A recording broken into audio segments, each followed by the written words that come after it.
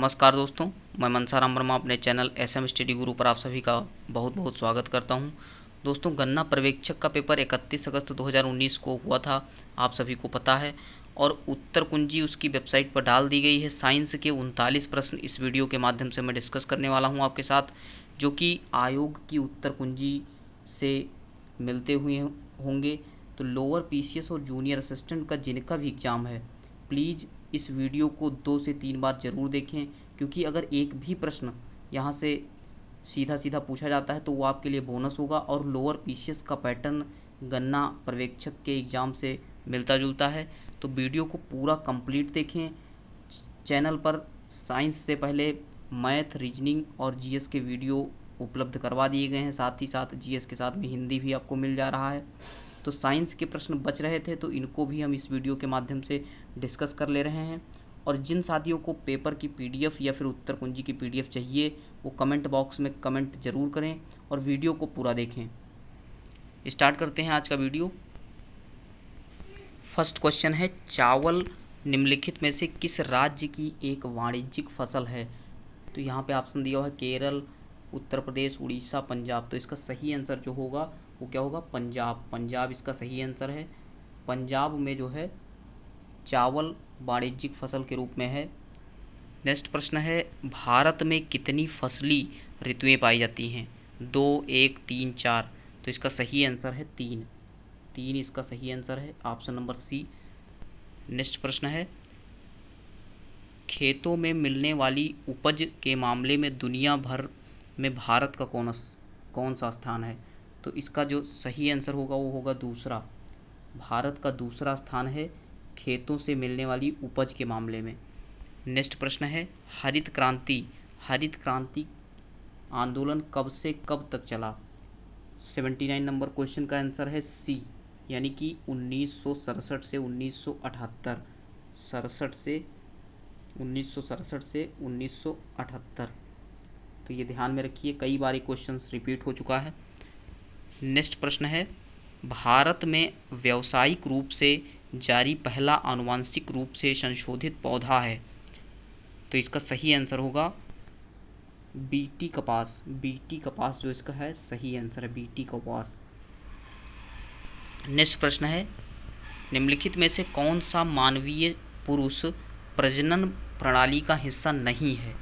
तो यहाँ पे नहीं जो है डार्क कर दिया गया है, तो इसको ध्यान में रखें। तो इसका सही आंसर होगा डिंब वाहिनी नली, यानी फिलोपियन ट्यूब। फिलोपियन ट्यूब इसका सही आंसर है। नेक्स्ट प्रश्न है, निम्नलिखित में से कौन सा हार्मोन शरीर में कार्बोहाइड्रेट, प्रोटीन और वसा उपापचय को नियंत्रित करता है ताकि विकास के लिए शरीर को इनका सबसे अच्छा संतुलन प्रदान किया जा सके? तो इसका सही आंसर होगा थायरॉक्सिन। सी ऑप्शन इसका सही है। आयोग ने जो आंसर दिया है वही आंसर डिस्कस कर रहा हूँ। किसी भी प्रश्न पर अगर डाउट है तो आप कमेंट कर सकते हैं, उसको हम चेक करेंगे एक बार वेबसाइट से, गूगल से, लेकिन जो आयोग ने आंसर दिया है वही डिस्कस कर रहे हैं। तो इसका थायरॉक्सिन सही आंसर है। नेक्स्ट प्रश्न है, पादपों में निम्नलिखित में से किस प्रक्रिया द्वारा घुले हुए खनिजों और जल को जड़ों से पत्तियों तक ऊपर की ओर गति करने में मदद मिलती है? तो इसका सही आंसर है ऑप्शन नंबर बी, यानी कि वाष्पोत्सर्जन, ट्रांसपायरेशन। नेक्स्ट क्वेश्चन है, निम्नलिखित में से कौन सा गुण स्तनधारियों की विशेषता नहीं है? तो इसका सही आंसर होगा ऑप्शन नंबर बी, इनमें त्रिकक्षीय हृदय पाया जाता है, यानी कि 3 चैम्बर्ड हार्ट जो है ये गलत हो जाएगा और बाकी सब सही है। ये गर्म रक्त वाले जीव होते हैं। इनकी त्वचा में बालों के साथ साथ पसीने और तेल की ग्रंथियां भी पाई जाती हैं। अधिकांश स्तनधारी जीवित शिशु पैदा करते हैं। तो प्रश्न किसी भी तरीके से पूछा जा सकता है, तो यहाँ से आपके 2 से 3 क्वेश्चंस बन रहे हैं। नेक्स्ट प्रश्न है, निम्नलिखित में से किस जानवर की लघु छोटी आंत होती है, यानी कि स्मॉल इंटेस्टाइन? तो इसका सही आंसर क्या होगा? सही आंसर होगा खरगोश। खरगोश इसका सही आंसर है। ये जो खरगोश होता है इसकी लघु छोटी आंत होती है, सबसे छोटी आंत होती है। नेक्स्ट प्रश्न है, प्रत्येक गुर्दे में बड़ी संख्या में निस्पंदन इकाइयां पाई जाती हैं जिन्हें क्या कहा जाता है, किस नाम से जाना जाता है? तो इसका सही आंसर होगा नेफ्रॉन। नेफ्रॉन इसका सही आंसर होगा। नेक्स्ट प्रश्न है, लिटमस विलयन एक बैंगनी रंग का रंजक होता है जिसे से प्राप्त किया जाता है। तो इसका सही आंसर क्या होगा? सही आंसर सी होगा, लाइकेन। कई बार प्रश्न ये रिपीट हो चुका है, यूपी ट्रिपल एससी का फेवरेट क्वेश्चन कह सकते हैं इसको। नेक्स्ट प्रश्न है, निम्नलिखित में से कौन सा तत्व तांबे को उसके यौगिकों से विस्थापित कर सकता है? तो इसका सही आंसर है जस्ता। जस्ता इसका सही आंसर है, बी ऑप्शन सही आंसर है। दोस्तों आप जो है चैनल को सब्सक्राइब कर लीजिए, क्योंकि चैनल पे जितने भी प्रीवियस ईयर के पेपर हैं, यूपी एसआई का मैंने जो है हिंदी का डाल दिया है, और जीएस और मैथ रीजनिंग सब के स्टडी मटेरियल नोटिफिकेशन सब कुछ हम चैनल पर डिस्कस करते हैं। तो चैनल को आप सब्सक्राइब कर लीजिए, ये आपके लिए यूज़फुल होगा। आपका अपना चैनल है, इसको सब्सक्राइब ज़रूर कर लीजिए, और अपने दोस्तों के साथ इस वीडियो को शेयर करिए, ज़्यादा से ज़्यादा लाइक करिए। नेक्स्ट प्रश्न है, हमारा शरीर पीएच सीमा के भीतर काम करता है। अच्छा क्वेश्चन है। तो इसका सही आंसर जो है होगा 7 से 7.8। 7 से 7.8 रेंज के भीतर काम करता है हमारा शरीर। नेक्स्ट प्रश्न है, निम्नलिखित में से कौन सी धातु सबसे अधिक आघातवर्ध यानी कि मैलिएबल होती है? तो यहाँ पे ऑप्शन देख सकते हैं, तांबा एल्युमिनियम, लोहा एल्युमिनियम, जस्ता और सीसा, सोना और चांदी। तो इसका सही आंसर होगा ऑप्शन नंबर डी, यानी कि सोना और चांदी। नेक्स्ट है, आवर्त सारणी में निम्नलिखित में से किस आवर्त में 5 गैर धातुओं को रखा जाता है? नेक्स्ट प्रश्न है, तो यहाँ पे प्रश्न का आंसर होगा आवर्त 2। आवर्त 2 इसका सही आंसर है। क्वेश्चन है, 51 ग्राम अमोनिया में कितने मोल अमोनिया मौजूद होती है? तो यहाँ पे देख सकते हैं, इसका बी ऑप्शन जो है सही होगा, यानी कि 3। 51 ग्राम अमोनिया में कितने मोल अमोनिया मौजूद होती है? 3 ग्राम। 3 ग्राम। नेक्स्ट प्रश्न है,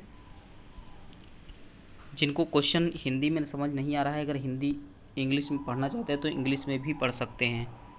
एसी को डीसी यानी कि प्रत्यावर्ती धारा को दिष्ट धारा में परिवर्तित करने के लिए निम्नलिखित में से किस उपकरण का उपयोग किया जाता है? तो इसका सही ऑप्शन होगा जो है सी, ट्रांसफार्मर का यूज़ किया जाता है। नेक्स्ट प्रश्न है, यहाँ पे न्यूमेरिकल भी फिजिक्स के पूछे गए हैं, तो फॉर्मूले जो है आप एक बार ज़रूर देख के जाइए अगर लोअर पीसीएस का एग्ज़ाम देने जा रहे हैं। यदि समय टी में किसी चालक के किसी भी अनुप्रस्थ काट में शुद्ध आवेश नेट चार्ज यानी कि Q प्रवाहित होता है, तो अनुप्रस्थ काट के माध्यम से प्रवाहित धारा पूछा गया है, तो प्रवाहित धारा क्या होगी? तो इसका जो है I इक्वल्स टू होता है Q/T। I equals to Q/T, इसको आप लर्न कर लीजिए।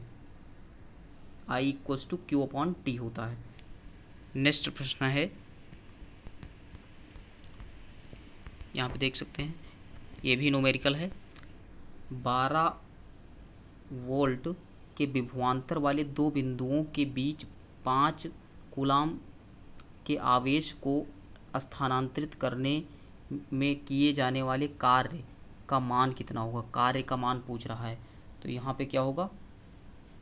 A option. जब इसको सॉल्व करेंगे तो 17 जो है 17 जूल आएगा। 17 जूल इसका सही आंसर होगा। नेक्स्ट प्रश्न है, निम्नलिखित में से कौन सा उपकरण विद्युत ऊर्जा को यांत्रिक ऊर्जा में परिवर्तित करता है? तो विद्युत ऊर्जा को यांत्रिक ऊर्जा में परिवर्तित करेगा, तो इसका आंसर होगा इलेक्ट्रिक मोटर। इलेक्ट्रिक मोटर इसका सही आंसर होगा। इलेक्ट्रिक मोटर सही आंसर होगा। और यहाँ पे 95 में आप एक बार सही कर लीजिए, यहाँ पे होगा 60 जूल। 60 जूल इसका सही आंसर होगा। इसको सॉल्व करने में 60 जूल आएगा। इसमें जो है इलेक्ट्रिक मोटर होगा 96 में। नेक्स्ट प्रश्न है, एक ध्वनि तरंग का वेग 700 मीटर पर सेकेंड है और तरंग दैर्घ्य 35 सेंटीमीटर है, तो ध्वनि तरंग की आवृत्ति की गणना करें। आवृत्ति की गणना करें, तो यहाँ पे देखिए 700 मीटर पर सेकेंड वेग दिया हुआ है और तरंग दैर्घ्य यानी कि लैम्डा की वैल्यू जो है 35 है। 35 लैम्डा की वैल्यू क्या है? 35 सेंटीमीटर। तो इसको आप जब सॉल्व करेंगे तो इसका सही आंसर आएगा डी ऑप्शन, यानी कि 2000 हर्ट्ज आएगा। 2000 हर्ट्ज।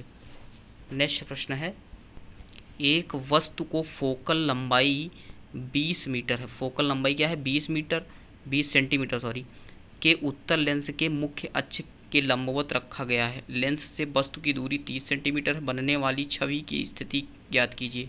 तो छवि की स्थिति ज्ञात करेंगे तो यहाँ पे ये फार्मूला लगेगा 1/b, ये ऐसा करके एक फार्मूला होता है, तो वही फार्मूला लगेगा। जिन क्वेश्चनों का आंसर आपको डिटेल में चाहिए तो आप कमेंट करिए, हम कमेंट में आपको जो है बता देंगे। तो इसका सही आंसर होगा सी ऑप्शन, यानी कि 60 सेंटीमीटर। 60 सेंटीमीटर इसका सॉल्व करेंगे तो सही आंसर आएगा। नेक्स्ट प्रश्न है, निम्नलिखित में से कौन सा रक्त अल्पता यानी कि एनीमिया का लक्षण नहीं है। बहुत अंदर से क्वेश्चन पूछा गया है, जिसका कॉन्सेप्ट क्लियर नहीं होगा वो क्वेश्चन का आंसर बिल्कुल नहीं कर पाएगा।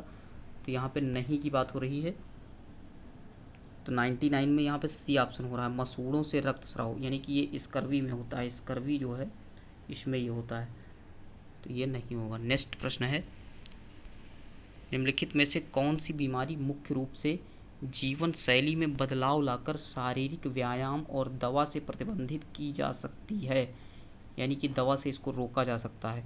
तो इसका सही आंसर होगा डायबिटीज। डायबिटीज जो है इसका सही आंसर है। निम्नलिखित में से किस प्रक्रिया द्वारा जल तरल अवस्था से गैसीय अवस्था में परिवर्तित हो जाता है। तो इसका सही आंसर होगा बी ऑप्शन, यानी कि वाष्पीकरण और वाष्पोत्सर्जन। फ्रेंड्स, अगर आपके पास पेपर की पीडीएफ नहीं है तो आप कमेंट करिए, मैं पीडीएफ भेज दूंगा। और आयोग की आंसर की के साथ एक बार उसको मैच जरूर करिए।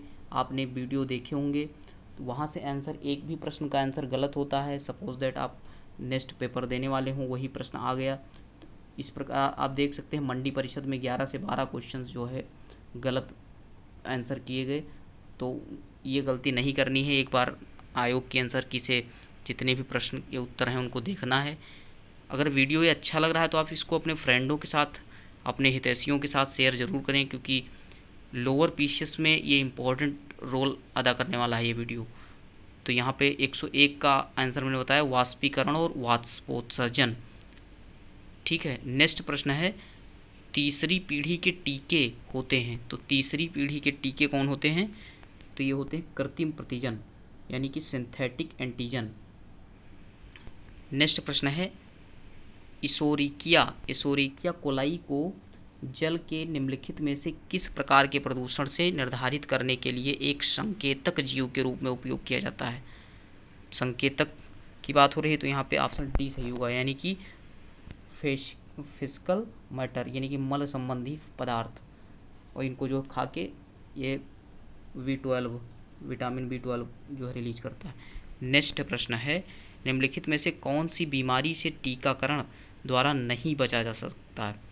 मतलब टीकाकरण भी होगा तब भी आप बच नहीं सकते इसके लिए। तो इसका सही आंसर होगा दमा। दमा में जो है टीकाकरण से भी आप नहीं बच सकते। नेक्स्ट प्रश्न है, निम्नलिखित में से किसे हमारे शरीर के मूल खंड बिल्डिंग ब्लॉक के नाम से जाना जाता है। तो बिल्डिंग ब्लॉक के नाम से किसे जाना जाता है। तो इसका सही आंसर है प्रोटीन। प्रोटीन जो है वेरी इंपॉर्टेंट क्वेश्चन है। नेक्स्ट क्वेश्चन है, निम्नलिखित में से कौन सा विटामिन पानी में घुलनशील है। तो पानी में कौन सा विटामिन घुलनशील है। तो इसका जो है डी ऑप्शन सही है, डी ऑप्शन, यानी कि सी, विटामिन सी जो है पानी में घुलनशील है। यानी कि बी और सी जो हैं ये पानी में घुलनशील विटामिन होते हैं। और साथ ही साथ हम बता देते हैं ए, डी, ई और के ये हैं जो है वसा में घुलनशील विटामिन है, ई, डी, ई, के। नेक्स्ट प्रश्न है, पर्याप्त मात्रा में कार्बोहाइड्रेट प्राप्त करने के लिए व्यक्ति को पर्याप्त मात्रा में खाना चाहिए। तो व्यक्ति को पर्याप्त मात्रा में चावल खाना चाहिए, क्योंकि चावल में सबसे ज़्यादा कार्बोहाइड्रेट होता है। नेक्स्ट प्रश्न है, NH2 की तुलना में अधिक COOH यानी कार्बोक्सिलिक समूह की बात हो रही है यहाँ पे, समूहों वाले एमिनो अम्ल को अमीनो अम्ल कहा जाता है। तो इसका सही आंसर होगा सी ऑप्शन, सी ऑप्शन, यानी कि एसिडिक जो है सही आंसर होगा, अम्लीय। नेक्स्ट प्रश्न है, निम्नलिखित में से किस विटामिन की कमी के कारण मसूड़ों से रक्तस्राव होता है और घाव भरने से में अधिक समय लगता है। तो इसका भी जो है आंसर हम लोग डिस्कस कर चुके हैं पहले ही। तो विटामिन सी इसका सही आंसर होगा। नेक्स्ट प्रश्न है, तो 75 क्वेश्चन में जो है 39 प्रश्न सिर्फ और सिर्फ साइंस के थे, 36 क्वेश्चन मैथ के थे। तो साइंस का जो है वेटेज बहुत अच्छा था और प्रश्न जो है, कई प्रश्न जो है अच्छे प्रश्न पूछे गए और कई प्रश्न रिपीट भी हुए। तो ये रिपीट जरूर होंगे आने वाले एग्जामों में, तो बहुत ध्यान से 1 से 2 बार वीडियो आप इसको जो है देखिए, एग्जाम से पहले देख कर जाइए। तो नेक्स्ट प्रश्न को डिस्कस करते हैं। निम्नलिखित में से कौन सा विटामिन मुख्य रूप से पशु उत्पादों में, विशेष रूप से मांस और डेयरी उत्पादों में पाया जाता है? तो इसका सही आंसर होगा ए ऑप्शन। ए ऑप्शन इसका सही आंसर है, यानी कि विटामिन B12। नेक्स्ट प्रश्न है, वसा में घुलनशील विटामिन, अभी बता दिया गया आपको, ADEK। ADEK यानी कि सी ऑप्शन सही है।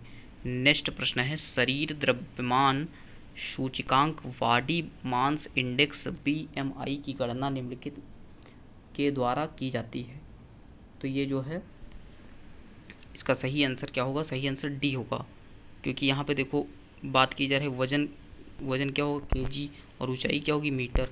तो ये सही क्वेश्चन था। नेक्स्ट प्रश्न है, भारत की हवा से हवा में मार करने वाली मिसाइल का नाम है? तो यहाँ पे साइंस एंड टेक से ये क्वेश्चन पूछा गया है, तो इसका सही आंसर डी है। डी अस्त्र, अस्त्र जो है हवा से हवा में मार करने वाला मिसाइल है भारत का। नेक्स्ट प्रश्न है, अंटार्कटिका में भारत के कितने अनुसंधान स्टेशन हैं? तो इसका सही आंसर होगा सी ऑप्शन, यानी कि 3 है, अभी जो है 3 है अभी। नेक्स्ट प्रश्न है, लास्ट प्रश्न है, और इसके बाद मैथ सेक्शन आ जाता है। तो मैथ और GS हिंदी सभी के वीडियो आपको मिल जाएंगे। ये क्वेश्चन देख लेते हैं, last question, satellite INSAT 2E यहाँ से लॉन्च किया गया, तो कहाँ से लॉन्च किया गया? तो इसका सही आंसर है कौरव। कौरव जो है इसका सही आंसर है। तो इस प्रकार जो है 39 प्रश्न समाप्त हुए। वीडियो को आप शेयर कर दीजिए, लाइक कर दीजिए और चैनल को सब्सक्राइब जरूर कर लीजिए, क्योंकि इंपॉर्टेंट वीडियो आपको हमेशा मिलते रहेंगे। Thank you so much. जय हिंद, जय भारत।